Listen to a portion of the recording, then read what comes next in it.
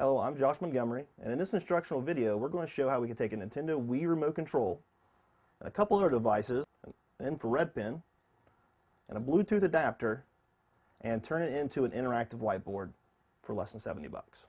So let's outline the hardware that you need to buy to make this happen, and then we're also going to go over the different software you have to buy and be able to load to your system to be able to make this happen. So let's look at the hardware. This is the Nintendo Wii controller. You will need this to make this process happen.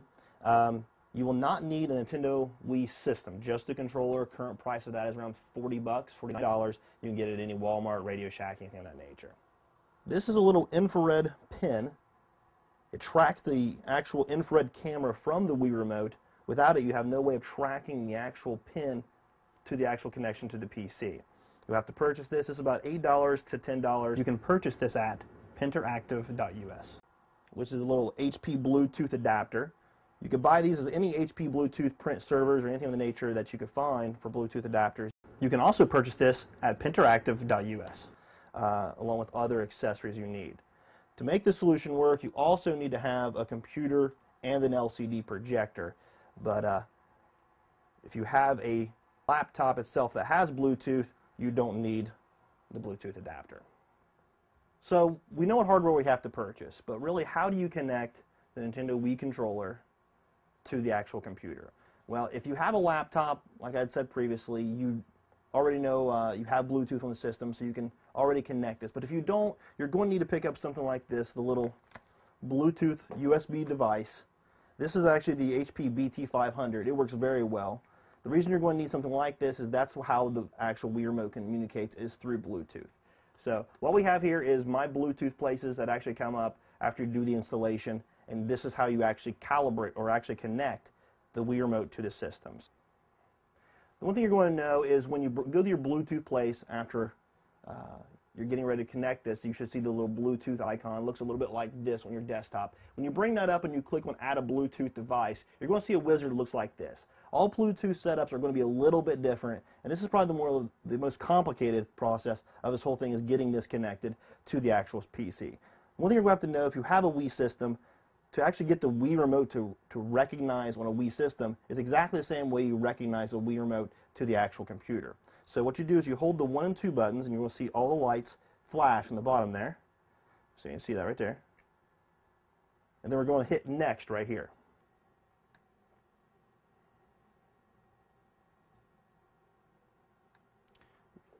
You're going to see on the screen that the actual Nintendo device is selected.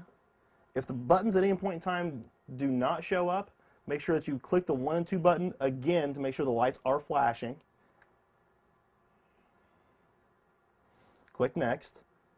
Different Bluetooth devices are going to have different security. You could just skip any process of that because you just need to keep hitting Next.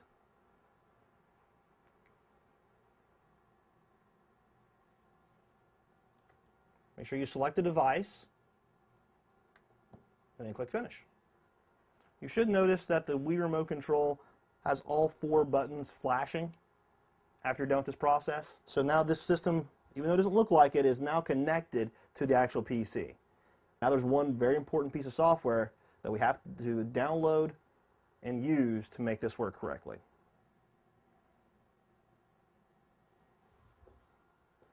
Okay.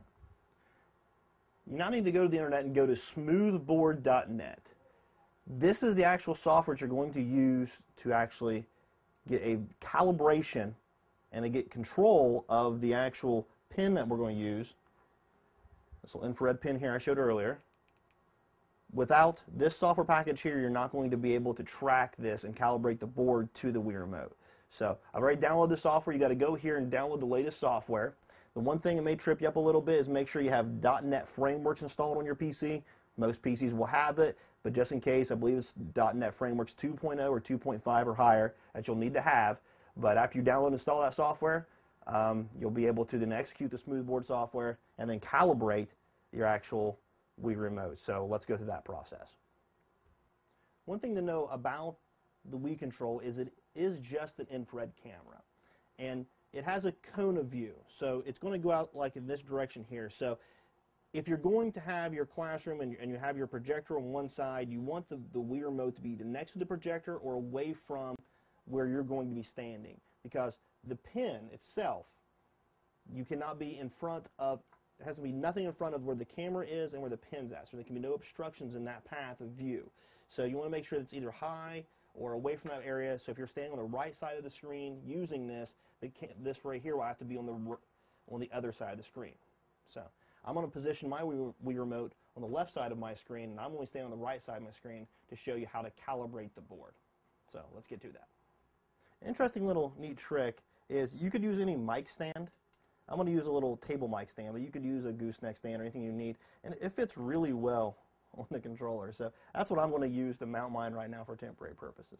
Now we're going to calibrate the board. Once you double click on the smoothboard.net software, you're going to get a little application that looks a little bit like this.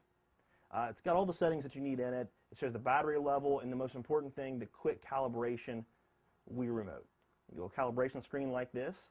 Now the thing to know about the infrared pen is it's just one button. It's on and off. So it's on when you're writing, you let go, it's off. It doesn't track anything after that. So go here, click, click, click, click, and I now should be able to move objects around. There's also a cursor control toolbar that's important to know, which will give you your left click, right click, and more importantly your double click, so that you can bring up other pieces of software as well. Next thing I'm going to show you how to use is a neat little program called EduRibbon. You can Google EduRibbon and be able to find it on any freeware site. Let's take a look at it.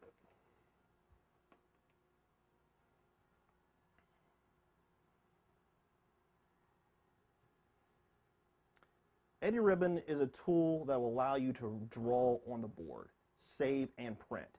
Now, why is that important? Well, really all we've done right now is created a presenter from this system. The EduRibbon software gives you the ability of creating the interactive whiteboard area that you'll need to draw. You could use paint and other things to draw with, but I found this software to be very useful. I've already been using it a little bit. Once in EduRibbon, the most important part of EduRibbon is it gives us the interactive feel of being able to draw on the board. It gives us lots of options here of saving the files and being able to print those for later use, which is the primary reason a lot of people want to have an interactive whiteboard where someone can come up and draw and so forth. So you'll notice the tracking of the controller is very good, and it's better than some of the other commercial products I've seen before.